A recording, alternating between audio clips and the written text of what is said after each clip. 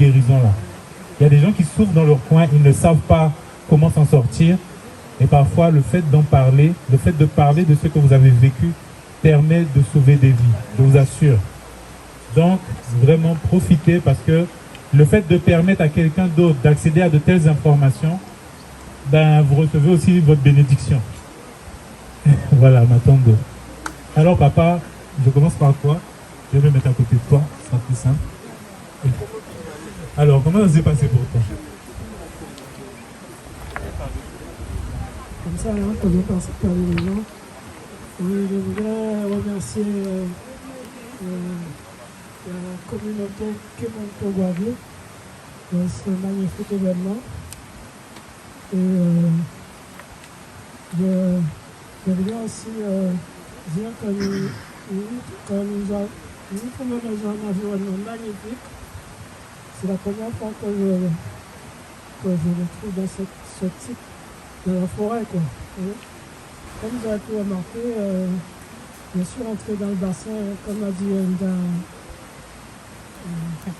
Noé. Je suis rentré, je me suis dit, je vais prendre l'avant. Et je me suis baptisé, ouais. Celui t'a pleuré direct.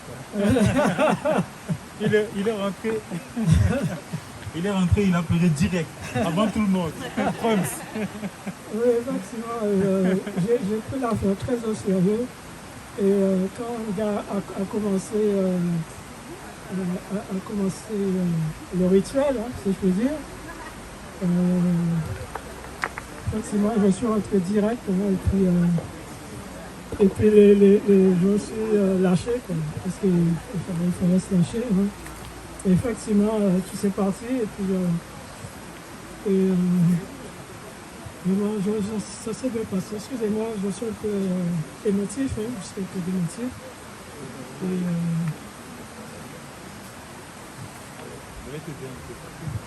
Alors, qu'est-ce qui s'est passé? Comment tu as ressenti les choses quand tu étais dans cet état-là? Comment tu sentais ça dans ton corps? C'était comme, comment dire, une libération, hein, parce que c'est la première fois que ce genre de sentiment, d'émotion me traverse. Et l'environnement et l'ambiance s'y prêtait bien. Et ça a été vraiment une libération. Si c'est une libération.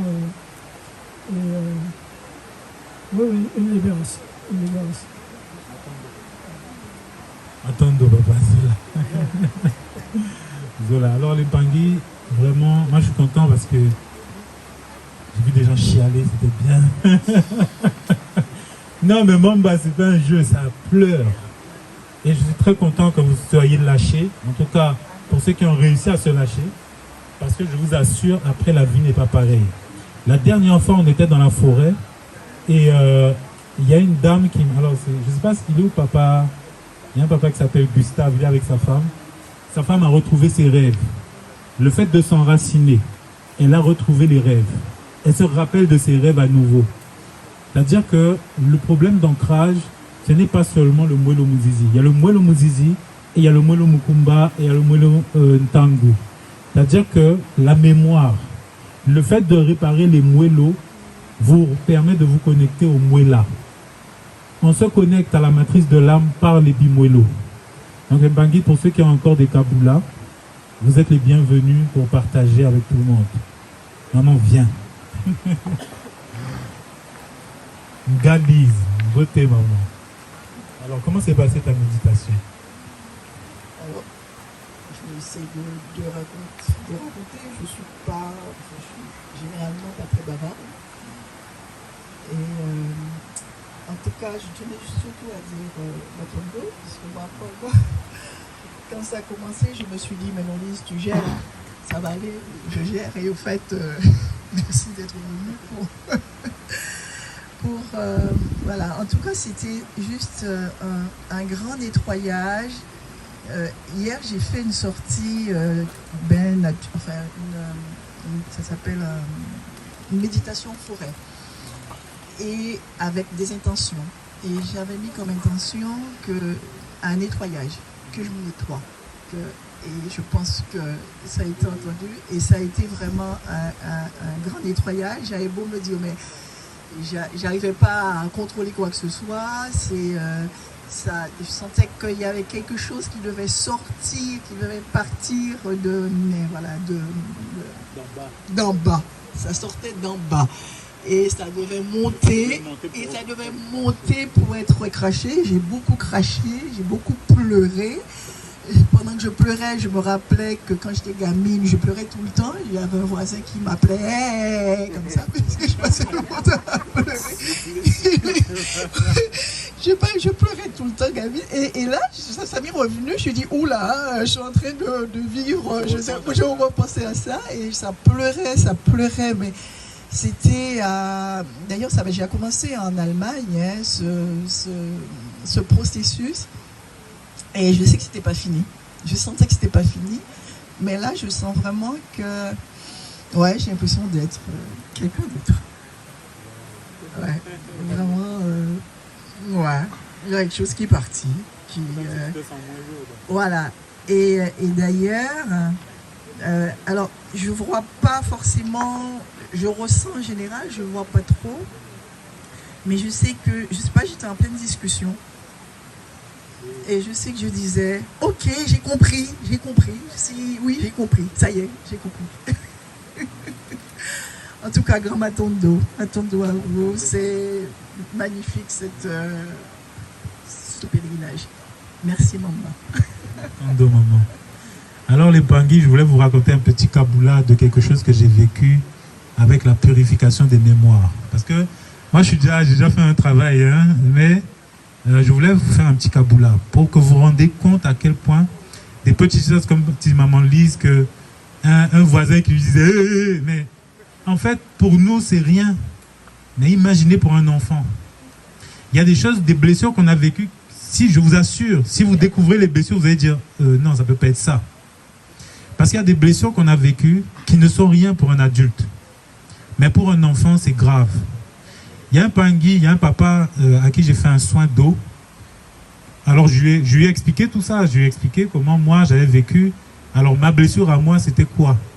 Qu'est-ce qui faisait que je n'arrivais pas à faire confiance aux autres? Qu'est-ce qui faisait que je m'isolais dans ma vie? Parce que j'étais isolé en fait. Je travaillais seul, je bossais seul, j'avais du mal à avoir des amis, à être en communauté. Alors qu'est-ce qui s'est passé dans ma vie? C'est que depuis petit, ma mère avait fait confiance à la famille, elle avait confié son enfant. Et elle était enceinte de moi. Donc ça avait déjà commencé pendant que j'étais dans son ventre. Ça veut dire que, en fait, donc, ma grande sœur du coup, est tombée sur le coccyx. Elle sautait sur le lit, elle est tombée sur le coccyx, mais la famille n'a rien dit. Et ma mère a découvert ça parce que ma sœur a fait un torticolis. Et depuis ça, ma mère était choquée. Parce que c'était une trahison pour elle, parce que tu n'as pas dit... Attends, tu aurais pu me dire qu'elle est tombée. Tu sais qu'elle est tombée. Mais ils n'ont pas voulu dire. Et ma mère était trahie, j'ai vécu la trahison dans son ventre. Déjà. Ça avait commencé comme ça. La trahison. Et puis, à 8 ans, parce que j'ai fait des régressions, à 8 ans, ça a recommencé. Donc j'étais avec un petit copain à la maison, un camarade, quoi, et il m'a volé des petites voitures. Il m'a volé 2 petites voitures. Des Ferrari. C'est pas des petites voitures majorettes, machin là. C'était des Ferrari. Et moi, en fait, j'ai eu une intuition. Bon, j'étais déjà un peu mbikoudi. J'ai eu une intuition, je me dis, pourquoi il a ses chaussures dans ses mains? En fait, il avait mis les voitures dans ses chaussures. Et il voulait que je lui prête. Mais je lui ai dit non, c'est mes voitures préférées. Il a volé mes voitures préférées. Et moi, je suis allé voir pourquoi il tenait ses chaussures dans ses mains. Il y avait les voitures.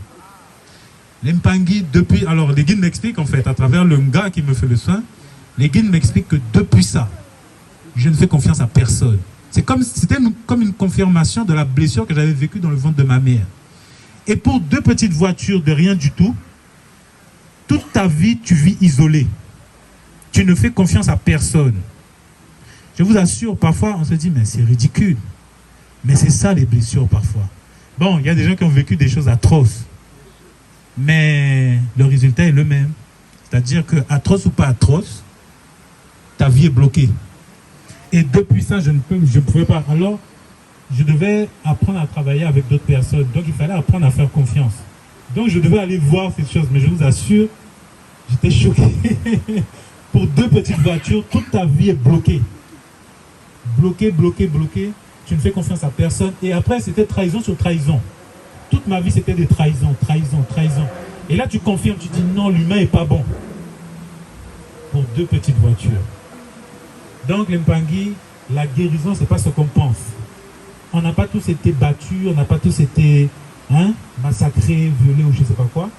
Il y a des choses, parfois, on pense qu'on n'a rien. Et moi, il fallait que je fasse un travail sur cette vie d'abord, avant d'aller chercher les autres vies. Parce que après, je suis allé chercher les autres vies. Mais d'abord, j'ai commencé dans ma vie physique. Ce que j'ai vécu en tant que, depuis bébé dans le ventre de ma maman. Parce que les chocs que votre maman a vécu pendant que vous étiez dans son ventre vous impactent aussi. Et la vie ne fait que confirmer, puisque ça n'a pas été maîtrisé, ça n'a pas été découvert, ça n'a pas été dompté. Et ça ne fait que confirmer que y a des gens, c'est la jalousie, la trahison, le rejet. Si votre mère a été rejetée pendant que vous étiez dans son ventre, posez-vous des questions sur votre vie. Nous devons aller chercher ces blessures loin parfois. Mais il faut commencer sur ce qu'on a vécu là. Je vois que beaucoup ont pleuré. Parfois, on ne sait pas pourquoi on pleure. Mais vous devez tous faire une enquête de famille. Je vous conseille. C'est un conseil gratuit, comme on dit. Non, c'est pas gratuit. Mais, bon, c'est un conseil. Bon, j'aime dire un conseil gratuit. Donc, vraiment, les Mpangui, c'est un bon conseil. Renseignez-vous sur mamie, comment elle a vécu, papy, comment elle a vécu, maman, comment elle a vécu, etc., etc.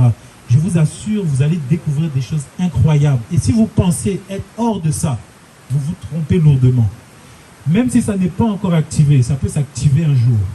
Le fait de découvrir va faire que vous allez le vivre pour guérir, pour le transcender. Donc l'eau, c'est la mémoire, mais la mémoire, c'est parfois très lourd. Comme dit maman Lise tout à l'heure, le fait de sortir et le fait de le voir en fait, tu te rappelles de quelque chose que tu as vécu il y a longtemps. Je le dis parce que je sais que peut-être certains ont vu des choses dans l'eau. L'eau, c'est l'espace des songes. Vous voyez quelque chose, tu te dis, pourquoi je pense à ça? C'est pour ça que je dis souvent aux Mpangui, ne bloquez pas les pensées pendant que vous méditez. Parfois, vous pensez que vous n'êtes pas dans la méditation, mais on vous montre quelque chose. On est en train de vous montrer quelque chose qui vous a blessé. Le fait qu'elle ait fait son kaboula, par exemple, où elle disait que je voyais mon voisin, mais en fait, c'était un traumatisme. Ça n'a pas l'air, mais c'est un traumatisme. Donc, les Mpangui, est-ce que vous avez d'autres kaboulas pour le bien-être de la communauté? Vous êtes les bienvenus. Viens, maman.